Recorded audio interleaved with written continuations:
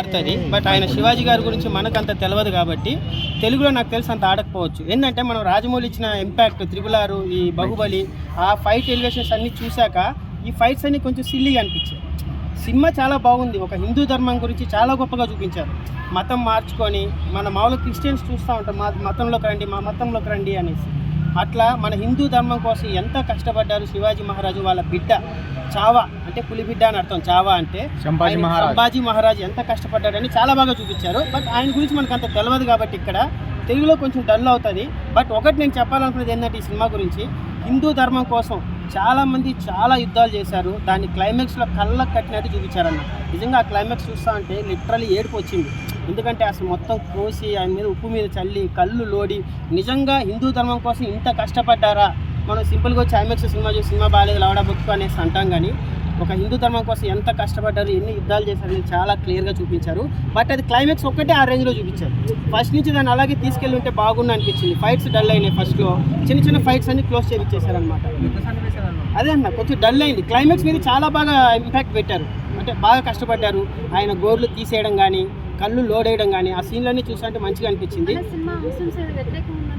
ఇంక ఇదే కొంచెం ముస్లిం వాళ్ళు చూడకపోవచ్చు, మేబీ వాళ్ళ మతం గురించి ఊరికే గలీజ్గా చూపించారు అన్నట్టుగా ఉంటుంది. బట్ నిజంగా హిందూ ధర్మం గురించి అయితే చాలా గొప్పగా చూపించారన్న. శివాజీ మహారాజు చూపిస్తారేమో అనుకున్నాము, కానీ ఆయన చూపించారు. మతాల మధ్య స్విచ్ పెట్టే విధానం ఉంటుంది. నిజంగా కొంచెం ముస్లింలు అయితే దీనికి కొంచెం యాంటీ అవుతారు. బట్ సినిమా చూసినాక తెలుగులో ఎలా ఉంది అంటే తెలుగులో మేబీ హిందీలో ఆడినంత గొప్పగా అయితే ఆడదన్న. ఎందుకంటే మన రాజమౌళి ఇచ్చిన ఇంపాక్ట్ ఆ ఫైట్లో ఆ ఎలివేషన్స్ చూశాక సరిపోవట్లేదన్న. క్లైమాక్స్ బాగుంది, అది కూడా హిందూ ధర్మం గురించి. నేను ఒకటే పాయింట్ చెప్తాను మన తెలుగు వాళ్ళకి, అసలు హిందూ ధర్మం గురించి మళ్ళీ క్రిస్టియన్లోకి వెళ్ళిపోతా ముస్లింల వైపు కలిసిపోతాను అన్న వాళ్ళు ఒకసారి ఈ సినిమా చూడండి. లేదు విక్కీ కౌశల్ చాలా బాగా చేశాడు. మన తెలుగులో అయితే ఇది ఎవరికి సెట్ అవుతుంది అంటే అందరూ తోపులే ఉన్నారు.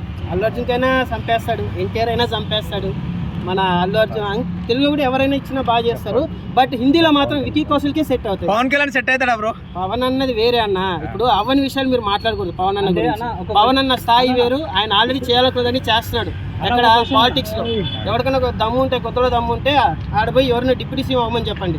ఇక్కడ ఎవరైనా కానీ ప్రభాస్ అవ్వచ్చు, ఎవరైనా కానీ ఆయన చాలా చేసేస్తాడు. ఆయన గురించి మాట్లాడే అర్హత మనకు లేదు పవన్ అన్న గురించి.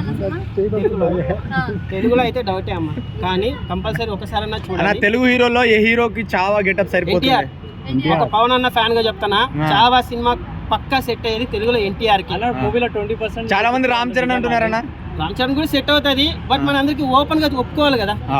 వాయిస్ చెప్పాలి అంటే అది ఎన్టీఆర్ గారికి సాధ్యం అవుతుంది. చాలా బాగుందండి. క్లైమాక్స్ చాలా బాగుంది. ఓవరాల్ గా చావా సినిమా ఫైట్ల పరంగా నాకైతే అంత అనిపించలేదు. క్లైమాక్స్ మాత్రం డబ్బులు ఇచ్చేది.